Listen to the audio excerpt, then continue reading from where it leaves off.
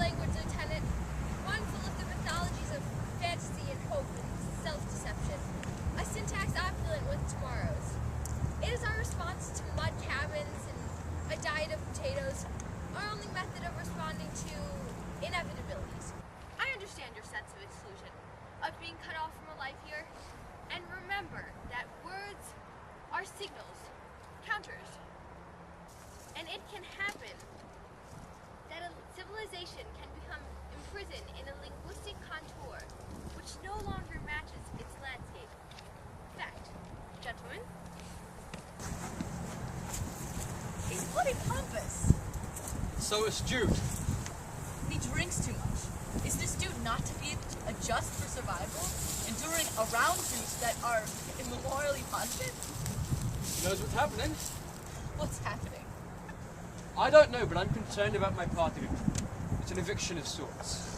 What we're doing is making a 6-inch map. Is there something sinister in that? Not in the creation of the map. And we're taking place names that are riddled with confusion. Who's confused? Are the people confused? And we're standardizing those names as accurately and sensitively as we can. Something is being eroded. Back to the romance again. All right, fine. Let's see where we've got to. Now, we've come to the crossroads, and it's called Tobervery. Come here, look at it. It's called Tobervery. And do you know why we called it Tobervery? I'll tell you why. Tober means well. And what does Vree mean? It's a corruption of Brian. Vrian. Tober, Vrian. Because 150 years ago, there used to be a well there. Not the crossroads, mind you. That would be too simple. But in a field close to the crossroads, an old man called Brian, whose face was disfigured by an enormous growth, got it into his head that the water in the well was blessed. And every day for 7 months, he went there and bathed his face in it. But the growth didn't go away. And one morning, Brian was found drowned in that well. And ever since that crossroads is named Tobervery. And even though that well has long since dried up. I know this story because my grandfather told me. But ask Dolce or Moira or Bridget, even my father, even Manus, if they know why it's called Tobervery. I know they don't know. So the question I put to you, Lieutenant, is this. What do we do with a name like that? Do we scrap Tobervery altogether and call it what? The crossroads?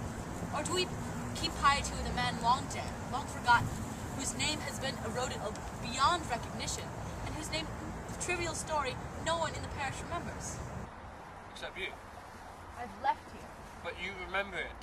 I'm asking you, what do we put in the name book? Tobervery. Is that what you want? Tobervery. Fine.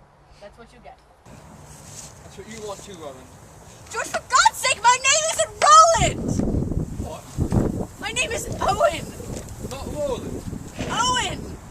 All this time I've been... Owen! You mean to say all this time I've been saying the wrong thing? Owen!